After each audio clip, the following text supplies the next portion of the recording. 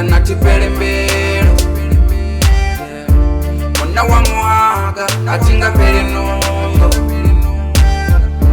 Nichena nungo manga nando kwata mbelo. Ni mwana wa muhaga atinga pele nungo. Arwali ndawa ndashuba manda patama. Atinde mwandito za manda pakama. Arali uchiroha nyendedza nga mabama. Ndina muloro ndidolora ndapapama. Tinga tendu pela muya huna muya ai. Tinga tendu chuwa nsongo teyo chuwa ai. Heli shango toti mutu wa matebe ai. Toshumesa nisimere zwa matebe ai. Auna chanti chimwe chipinga zidomu ya pati. Naponga rinotoriwa kana ngohe doma pati. Maroho na satangani na sobaba nani. Mutu toba strong hezu musi mchiro mchiba hadi. No pepo nsina kutsinda the way. Still indanga bangoba nanga upenya.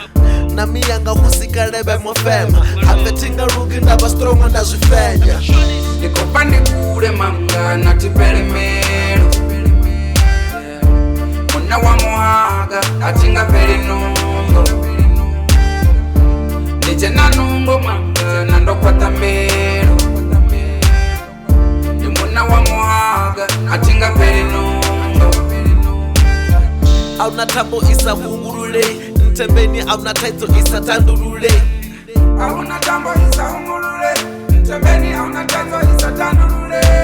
Bana mukudipina bongo toma botoralo. Nabo bolemelwa bodiba bona muhwalo. Plene lichibalo zita mkayo na mulalo. Uri muntu apelela te yutokonesa mbalo. Dumna mloro yanga yote ndi mutuku. Ndasa Stevie degree atiba mutuku. Double story yenda drima ndi mukuku. Mara stili tiko nyama heso kande ndi sukuku. Nungo tanga zinga peru sika ndi chifa. Mloro wanga ndi topeza ndo achifa. Tinga kundu ingabalo ina Lucifer. Rama kore baya chila ndi to receiver. Nikopande kule manga na chipelembelo. Mwana wa muhaga atinga pele nungo. Nichena nungo manga nando kwata mbelo. Ni mwana wa muhaga atinga pele nungo.